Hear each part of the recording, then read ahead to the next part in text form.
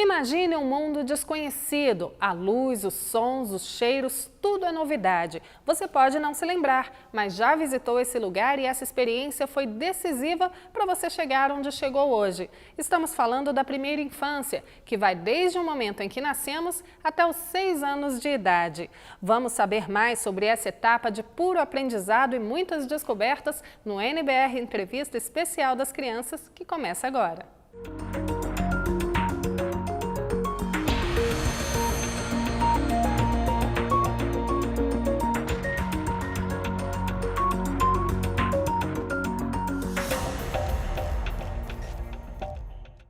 Para a gente voltar à infância e também aprender mais sobre todas as crianças que nos cercam, nossa convidada de hoje é a Silmara Schneider, psicóloga, psicanalista infantil, também trabalha com estimulação precoce e é professora universitária. Muito bem-vinda ao NBR Entrevista. Eu que agradeço o convite para falar desse tema que é a minha paixão. Que bom, e para o programa de hoje a gente escolheu esse lugar aqui super colorido, que faz a alegria de qualquer criança, né, cedido gentilmente para a nossa equipe. E eu vou começar te perguntando, Silmara, a primeira infância é a principal etapa do desenvolvimento infantil? Tanto do ponto de vista biológico, né, o desenvolvimento, né, a constituição psíquica da criança, o desenvolvimento mesmo neurológico da criança está acontecendo em grande medida nessa fase, né? Então, muitas coisas que depois essa criança vai carregar pela vida dela fora, pelo restante da infância, pela adolescência e às vezes chega até na idade adulta, né, pode estar ligado com essa fase aí do desenvolvimento, né? Então, a gente considera, sim, que ela é fundamental. Você falou em desenvolvimento neurológico. É verdade que o cérebro infantil é muito mais ativo que o de um adulto? É verdade, é muito mais ativo. É uma fase, assim, que depois, na vida da gente, nunca você vai ter tanta atividade, tanto desenvolvimento nessa área como você tem na primeira infância, né? Então, você veja, para ele atingir um tamanho normal, é lá por 5 anos que a criança atinge o seu tamanho normal, né? Do cérebro, do crescimento. E até então, a aprendizagem, tudo que para a gente é extremamente simples, cotidiano, corriqueiro, automático, para a criança é uma nova aprendizagem. Desde segurar um objeto ou soltar um objeto na mão. Tem um autor que trabalha com desenvolvimento infantil, é o Henri Vallon. Ele fala que a criança tem toda aqueles movimentos muito espontâneos, né, quando bebê e tal, que esses movimentos, à medida que a criança vai se desenvolvendo, eles vão se internalizando e vão se transformar também em movimentos dentro do funcionamento cerebral, que são os pensamentos. E aí eles vão se articular com a possibilidade da criança falar e que vai dar um salto qualitativo também nesse desenvolvimento da criança. Então quer dizer que até os 5 anos de idade a gente já tem o cérebro do tamanho que vai ficar quando adulto? É verdade. Agora, Silmara, eu tenho aqui uns dados do Unicef, Fundo das Nações Unidas para a Infância, que revelam que cerca de 30% das crianças do mundo não atingem a plena capacidade cerebral por falta de incentivo, de estímulo. Então, qual a importância de estímulo desde cedo às crianças, com palavras, cores, música? A estimulação não precisa de nada muito assim milagroso, nem tecnológico, nem nada. São coisas simples, né?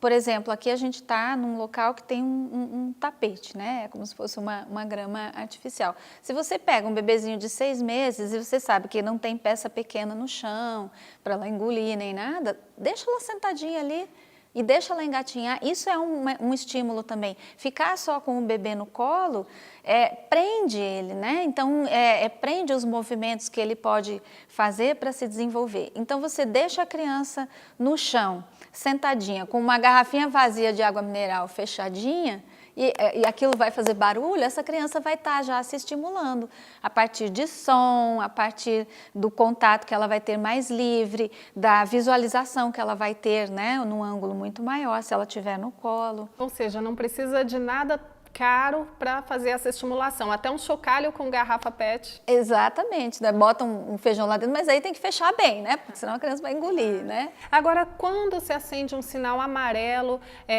para um comportamento ou mobilidade que não estão de acordo com a idade da criança, quando os pais precisam começar a procurar ajuda? Principalmente quando a criança estiver apática, né? Se ela estiver assim, reagindo pouco, se você chama a criança, se ela te olha, né? Só quando você chama, já é uma coisa para você ficar atento, né? Porque uma criança, ela se guia pelo adulto, né? É o ponto de referência dela, é esse adulto, afetivamente e tudo. Então, se você vê uma criança, ela olha para a mãe com aquele olhar mais apaixonado do mundo, que a gente depois fica, ai meu Deus, esse olhar é uma paixão, né? Porque realmente conquista ali. Então, esse menino, esse bebê, né? Ele vai procurar esse olhar da mãe. Né? Para tudo, a mãe está lá longe, ele sai seguindo ela com o olhar. Se ele não segue ela com o olhar, e se ele só olha para ela e ele está entretido olhando, parecendo que está olhando para o nada, e aí ele olha só quando a mãe chama, né?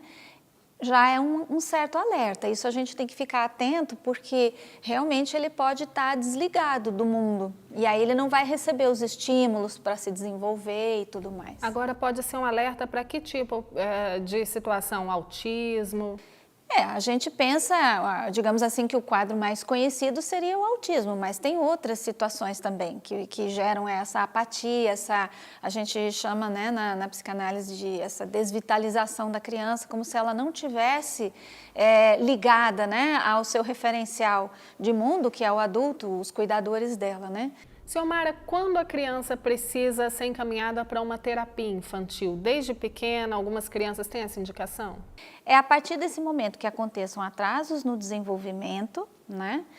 Se ela teve um nascimento prematuro, né, a gente já supõe que ela vai precisar de uma estimulação precoce, né? Então ela vai ter que acelerar o desenvolvimento dela para ela, digamos assim, entrar, né, no nível de desenvolvimento esperado, né, para a faixa de idade dela. Então, a criança que está mais apática, não está fazendo o olhar direito com a mãe, ou então não está falando, está demorando para andar, aí é um indicativo para pensar numa psicoterapia infantil. Muitos pais se preocupam que meu filho está demorando muito a falar, mas cada um tem seu ritmo, a gente sabe disso. Mas qual é o momento em que realmente pode estar acontecendo alguma coisa errada, o pai precisa buscar ajuda médica? Então, só a ausência de fala não é um fator tão preocupante assim, porque tem criança que ela é tão atendida pelos seus cuidadores que ela não vê necessidade de falar. Né? Ela olha para um negócio, o objeto vem parar na mão dela, então para que ela vai falar? Né? Então ela às vezes demora um pouquinho mais para falar. Ela precisa ser provocada. Exatamente, então a mãe tem que falar o tempo inteiro com a criança e também quando a criança estiver olhando para alguma coisa, a mãe se fazer de desentendida, entendeu? Falar, filho, o que é? O que você quer? Não estou entendendo. Aponta, fala, tal, que aí você instiga a criança a falar, né? E nessa fase, Ciomara, é importante também falar as palavras corretas, não Sim. ficar, por exemplo, dedeira, ao invés de falar mamadeira. A ideia é falar de forma correta já as palavras, isso ajuda? Esse tati-bitate que a gente chama, né, com o bebê, que não é nem o jeito da criança falar, é como o adulto fala, né, que é um gu-gu-gu-gu, da-da-da-da, né, que as mães ficam repetindo, as avós, as tias, enfim, né? Ele não faz mal nenhum, mas é uma linguagem que depois a criança se acostuma com ela, né? Agora, isso de falar a dedeira no lugar da mamadeira, pepeta para chupeta, papato para o sapato, né? É a forma que a criança entende os sons e vai reproduzindo. Então, se a gente falar correto, ela vai aprendendo e aí ela vai desenvolvendo a fala certinho. Agora, aquele cartão da criança do Ministério da Saúde, obrigatório para todas as crianças brasileiras que nascem, é um termômetro importante para acompanhar o desenvolvimento infantil? Sim, com certeza, né? Ele ali é a história de vida da criança, né? Então, é a história da saúde dela, da vacinação, das ocorrências que teve desde o nascimento, né? Então, ele é bastante importante, sim. Então, a criança precisa ser cuidada de forma integral, né, em todas as áreas. E a gente vai mostrar agora uma reportagem da TV NBR sobre o programa Criança Feliz do Governo Federal, que completou 1 ano e trata justamente da primeira infância. Vamos ver como ele está funcionando na prática, olha só.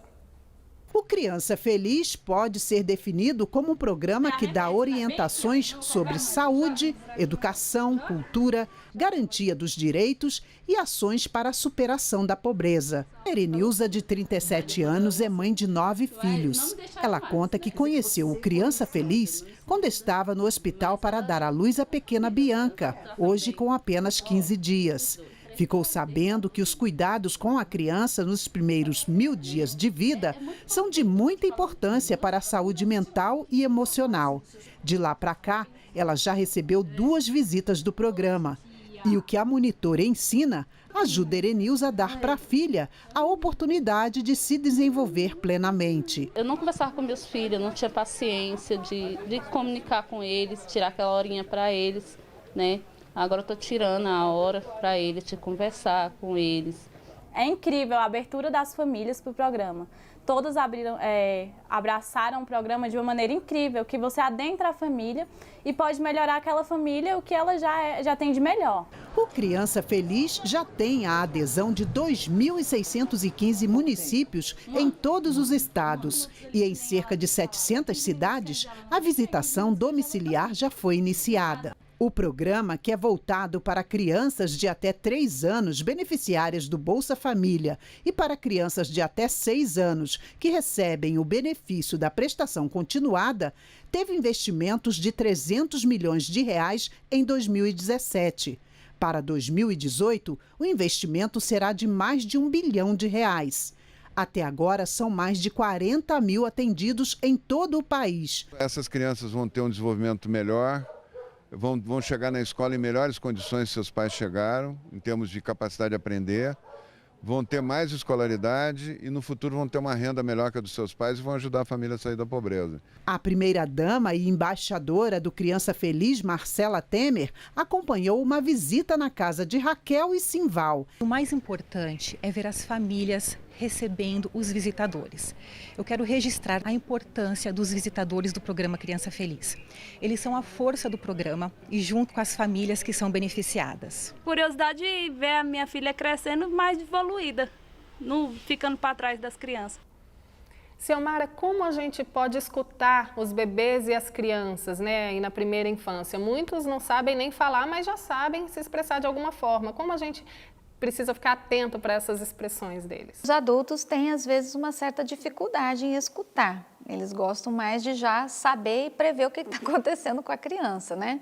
Mas num bebê, por exemplo, que não usa a linguagem verbal que a gente conhece, né, para se comunicar, ele vai chorar em algumas situações, o choro dele vai ser diferente, né, em diversos momentos, né?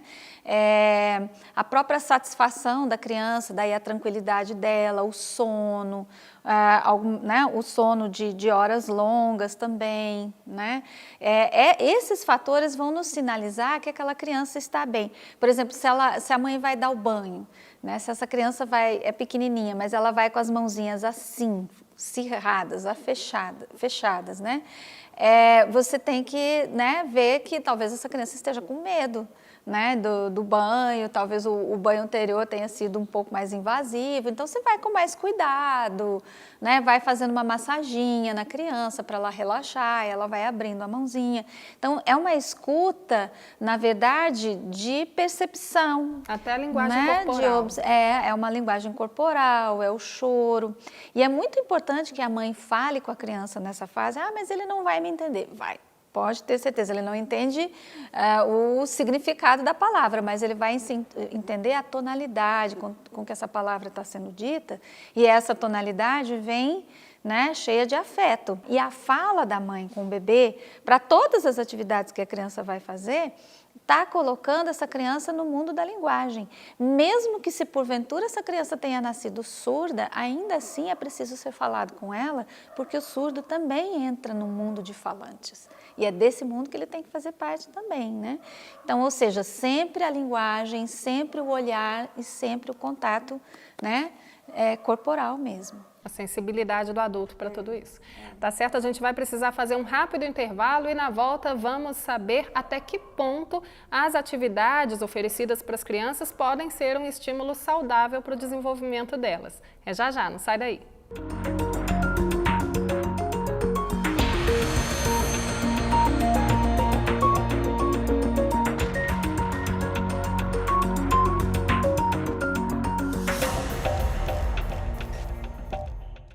Já estamos de volta com o NBR Entrevista e nossa convidada de hoje é a psicanalista infantil Ciomara Schneider, o assunto primeira infância.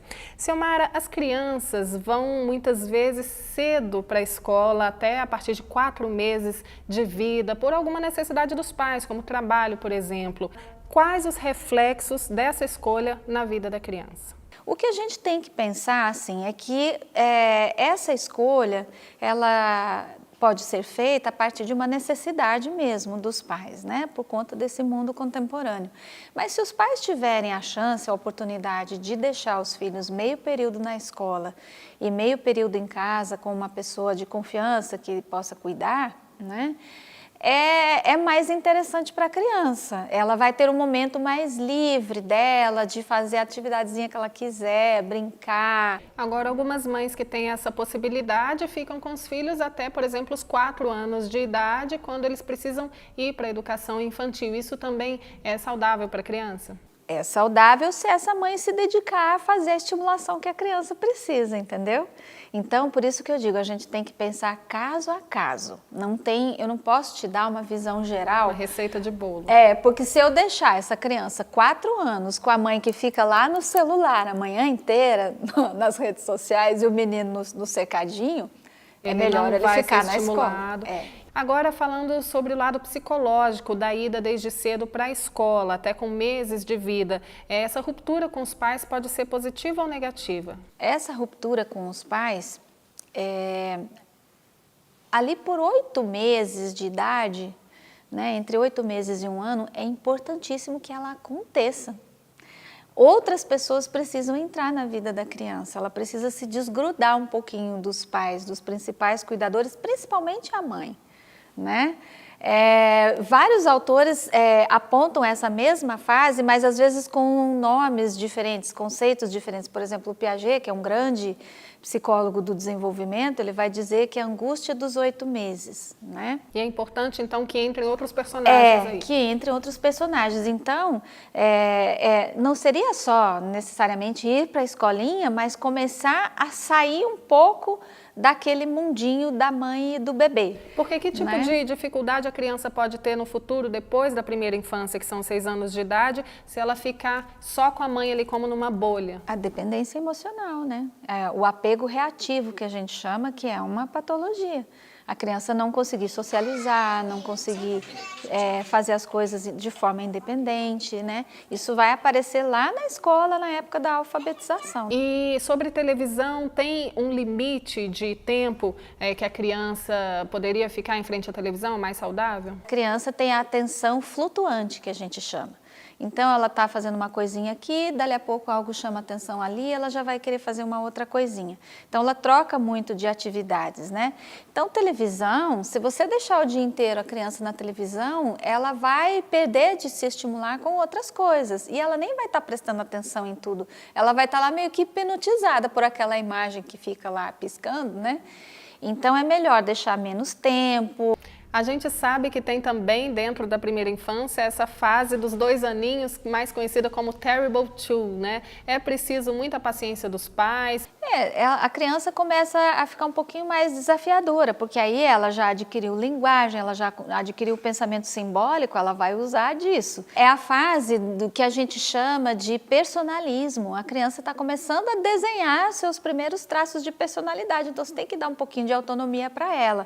Ciomara, muitos pais têm uma dúvida recorrente, que é a seguinte: até que ponto eu preciso oferecer atividades extras para o meu filho pequeno para estimular o seu desenvolvimento? Tem aí muita coisa no mercado, cursos de música, de artes, esportes, desde bebezinho até. Isso pode acabar virando um exagero, ao invés de estimular positivamente a criança, pode trazer danos à saúde da criança? Realmente, o mercado oferece muita coisa e os pais têm que tomar um certo cuidado para não se sentirem seduzidos, né? A estimulação necessária para a criança é tudo aquilo que coloque ela dentro da linha do desenvolvimento, onde ela consiga responder, né, a demanda social que está aí, e isso é para todos nós, né? É inegável que uma criança não pode ser criada isolada do mundo, né?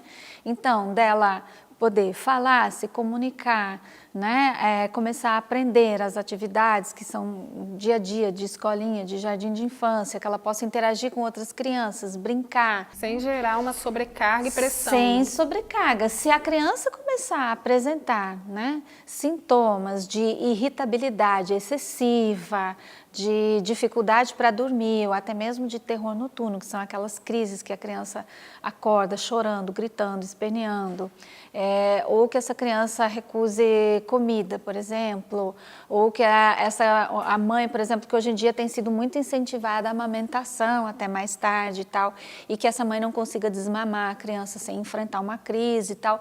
Todas essas características, elas sinalizam que está acontecendo um excesso na vida da criança. É importante a gente dizer que nessa fase da vida, brincar é coisa séria, né? Seríssima. Antes da gente falar sobre isso, eu vou mostrar para quem está nos assistindo um vídeo da Fundação Maria Cecília Souto Vidigal de uma série sobre o desenvolvimento infantil. É sobre brincadeira, dá uma olhada. Brincar. Um giz, uma folha de papel e uma caixa de papelão. O que para nós são simples objetos, aos olhos de uma criança podem se transformar em jogos emocionantes, amigos imaginários e aventuras pelo espaço. E é brincando que elas aprendem a dar sentido ao mundo. Pode não parecer, mas brincar é coisa séria. Enquanto se diverte, a criança exercita o corpo, a imaginação e interage com o universo que a cerca, transformando quaisquer objetos em brinquedos fantásticos.